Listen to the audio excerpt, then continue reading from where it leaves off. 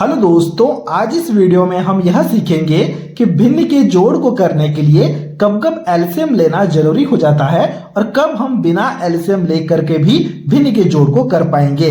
अगर आप इस वीडियो को पूरा लास्ट तक देखोगे ना, तब आपको अगर दो भिन्न का जोड़ कैसा भी भिन्न क्यों ना हो दिया गया हो, तब आपको एलसीएम लेने का जरूरत नहीं पड़ेगी। देखो यहाँ पर सबसे पहला जो सवाल है उसमें लिखा गया 4/5 प्लस 3/5। यहाँ पर देखो नीचे जो हर है ये बराबर है, यहाँ पर तो आपको एलसीएम लेने की जरूरत नहीं पड़ेगी। लेकिन देखो दूसरे भिन्न में है 5/2 प्लस 2/3। इस वाले भिन्न के लिए भी आपको एलसीएम लेने की जरूरत नहीं पड़ेगी। अगर आप इस वीडियो को पूरा लास्ट तक देखोगे ना, तो इस तरह के सवालों को बिना एलसीएम लिए ही आप बना पाओगे। तो चलिए वीडियो को शुरू करते हैं। शुरुआत हम सबसे पहले सवाल से करेंगे। देखो सबसे पहले सवाल में लिखा गया है 4/5 जोड़ 3/5। तो क्योंकि देखो जो हर है, हर का मतलब क्या, ऊपर का संख्या को भिन्न का हम अंश कहते हैं, नीचे की संख्या को भिन्न का हम हर कहते हैं। देखो दोनों भिन्न के जो हर हैं वो बराबर है, 5 है। तो इसको जोड़ करने के लिए हम सिंपल सा बराबर का चिन्ह देंगे और इस प्रकार का बड़ा सा बटा बनाएंगे। नीचे देखो 5 है, यहाँ पे 5 है, तो इसके नीचे भी हम 5 लिखेंगे। ठीक है, यहाँ पर देखो हमने एलसीएम को नहीं लिया है। फिर ऊपर देखो 4 है तो हम यहाँ पर भी 4 लिखेंगे। यहाँ पर देखो प्लस है तो हमें यहाँ पर भी प्लस देना है। यहाँ पर 3 है तो यहाँ पर हमें 3 लिखना है। अब सिंपल से हमें प्लस को कर देना है तो हमारा आंसर आ जाएगा। देखो 4 + 3 क्या होगा, 4 + 3 होता है 7। ये बात हमें पता है तो हमने यहाँ पर लिखा 7। नीचे क्या है 5 तो हमने लिखा 5। फिर यहाँ पर चेक कर लो, क्या ऊपर नीचे कुछ भी कट रहे हैं, क्या नहीं कट रहे ना, तो ये हमारा आंसर आ गया 7/5 हो गया सबसे पहले सवाल का आंसर। देख पा रहे हो कितना आसान है, बहुत आसान है। तो ठीक इसी प्रकार से दूसरे सवाल को जरा ध्यान से देखना। देखो दूसरे सवाल में है 5/2 प्लस 2/3। अब यहाँ पर जो दो भिन्न है ना, इनके हर को ध्यान से देखो। यहाँ पर 2 है इसका हर 3 है, मतलब बराबर नहीं है। अब इसके लिए भी हम एलसीएम को नहीं लेंगे, तो इसके लिए ध्यान से देखना। देखो हमने बराबर का चिन्ह को दिया है और बड़ा सा बटा बनाया है, जैसे हमने पहले वाले सवाल के लिए किया था। अब देखो इसके हर में है 2, इसके हर में है 3, तो हम इसके हर में क्या लिखेंगे हमें नहीं पता ना, तो हम इन्हें गुणा कर देंगे। इन दोनों हर को हमें गुणा करना है। 2 × 3 क्या होगा, 2 × 6। ये बात हमें पता है तो हमने यहाँ पर 6 लिखा। अब देखो ऊपर के लिए हम क्या करेंगे, डायरेक्ट नहीं लिख देंगे। ऊपर के लिए डायरेक्ट तब लिखते हो जब दोनों यहाँ पर बराबर होते हैं। ठीक है, तो अब ऊपर के लिए क्या करेंगे ना, अब हमें करना होगा तिरछा गुणा, मतलब क्रॉस गुणा। देखो इसको और इसको क्रॉस गुणा करो। 5 × 3, 5 × 3 क्या होगा, 5 × 3 = 15। ये बात हमें पता है, बिल्कुल पता है, तो हमने यहाँ पर 15 लिखा। प्लस है तो हमने प्लस दिया। एक तिरछा गुणा हो गया है। अब फिर से तिरछा गुणा करना है, 2 × 2। देखो सबसे पहले इसको और इसको, इसके ऊपर इसके नीचे को तिरछा गुणा करो। 5 × 3 15 लिखा, प्लस दिया। फिर इसके ऊपर इसके नीचे को तिरछा गुणा करो। 2 × 2 क्या होगा, 2 दूनी 4, तो हमने यहाँ पर 4 लिखा। अब हमें प्लस को करना है। देखो 15 + 4 क्या होगा, 15 + 4 आप रफ में करके देख सकते हो।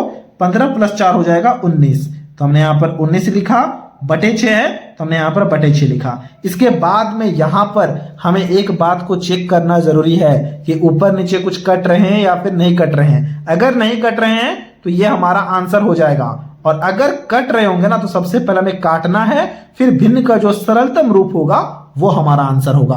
अगर आप नहीं काटोगे तो गलत हो जाएगा आंसर, तो इस बात को आपको ध्यान में रखना है। तो ठीक इसी प्रकार से अब हम देखेंगे जब हमारे पास में 3 भिन्न होंगे तब हम कब कब एलसीएम ले पाएंगे और कब कब हमें एलसीएम नहीं लेना होगा, बिना एलसीएम के ही बना पाएंगे। देखो जब 3 भिन्न आ जाएंगे ना, तब अगर हर जो है हमारा वो हर में बराबर संख्याएं हो, देखो यहाँ पर भी 2 है, यहाँ पर भी 2 है, यहाँ पर भी 2 है, तो अब हम एलसीएम को नहीं लेंगे। तो देखो इसका हम जोड़ करके देखते हैं। तो इसके लिए बराबर का चिन्ह देंगे और एक बड़ा सा कुछ इस प्रकार का बटा बनाएंगे।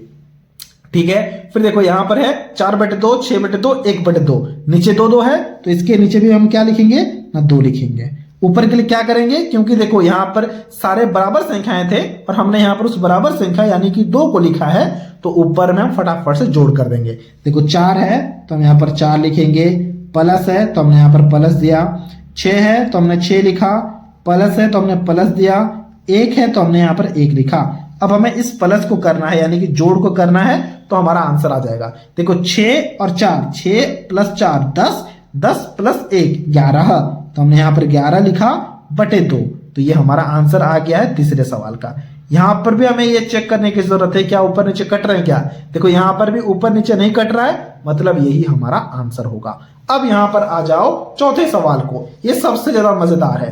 देखो यहाँ पर है 3/2 प्लस 5/4 प्लस 7/6। अब यहाँ पर देखो 2 है, 4 है, 6 है, यानी कि बराबर संख्याएं नहीं है। अब आप क्या करोगे, अब आपको एलसीएम लेना ही पड़ेगा। मतलब अगर दो भिन्न का जोड़ आ जाए और अलग अलग संख्याएं हर में हो तो बिना एलसीएम के भी काम चल जाता है, लेकिन अगर 3 भिन्न या फिर उससे ज्यादा भिन्न आएंगे ना तब आपको एलसीएम लेना ही पड़ेगा। तो चलो फटाफट से इसके लिए बनाते हैं। तो इसके लिए हम बराबर का चिन्ह देंगे और एक बड़ा सा बटा बनाएंगे कुछ इस प्रकार का। देखो यहाँ पर नीचे है 2, 4 और 6, तो इसके लिए अब हमें एलसीएम को लेना होगा। तो इसके लिए हमने एलसीएम को पहले ही ले रखा है, जरा ध्यान से देखना। देखो क्या है ना, 2 है, 4 है, 6 है। 2 है, 4 है, 6 है, इसे हमने 2 से भाग दिया, 1, ये 2 आ गया, ये 3 आ गया, क्योंकि 2 दूनी 4, 2 तिया 6। ठीक है, और तो नहीं जा रहा है, तो इसे हमने गुणा किया, 2 गुणा 1 गुणा 2 गुणा 3, 2 गुणा 1 गुणा 2 गुणा 3, तो ये आ गया 2 दूनी 4, 4 तिया 12। मतलब एलसीएम हमारा 12 आ चुका है। ये मैंने रफ में पहले करके लिख लिया है। ठीक है, तो ये 12 आ चुका है हमारा। तो हम यहाँ पर लिखेंगे एलसीएम वाले नंबर को, क्या आया है ना, वो आया है 12। अब हम क्या करते हैं ना, इसका जो हर है ना 2, इस 2 से अब हम 12 को भाग करते हैं। ये है हमारा ट्रिक। तो चलो फटाफट 2 से भाग करो 12 को, क्या आएगा, 2 से अगर आप 12 को भाग करोगे 2 छक्का 12 है, मतलब क्या है भागफल में, भागफल में आया है 6। तो इस 6 को अब आप गुणा करोगे इसके साथ, किसके साथ गुणा करोगे, 6 गुणा 3 करोगे, तो क्या आएगा बताओ, 6 गुणा 3, 6 तिया 18। तो हमने यहाँ पर 18 लिखा, फिर हमने यहाँ पर जोड़ दिया। हमने क्या किया, पहले भिन्न को पकड़ा, उसके जो नीचे है हर को हमने एलसीएम वाले नंबर से भाग किया, जो भागफल आया है उस भागफल को ऊपर में जो है अंश को उसके साथ में गुणा कर दिया। 6 गुणा 3 आ गया 18, तो हमने यहाँ पर 18 लिखा।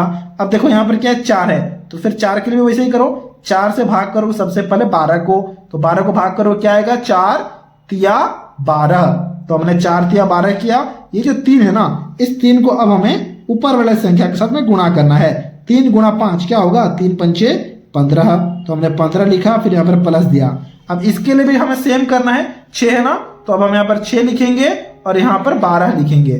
ठीक है, तो देखो 6 से भाग करो, 6 दूनी 12, तो हमने यहाँ पर 12 लिखा। यहाँ पर क्या आ चुका है ना, यहाँ पर 2 आ चुका है। तो अब हमें इस 2 को इस ऊपर वाले संख्या के साथ में गुणा करना है। 2 गुणा 7 क्या होगा, 2 सत्ते 14, तो हमने यहाँ पर 14 लिख दिया। मतलब 18 प्लस 15 प्लस 14। अब हमें करना है जो आएगा बटे 12 हमारा आंसर हो जाएगा। चलो फटाफट से यहाँ पर हम रफ में जोड़ को करते हैं। देखो 18 है, फिर हमारे पास में है 15, फिर हमारे पास में है 14। चलो जोड़ को करो।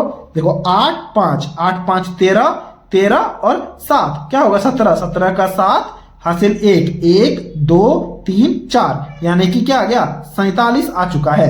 तो हम यहाँ पर लिखेंगे 47। ठीक है, तो हमने लिखा यहाँ पर 47 बटे 12।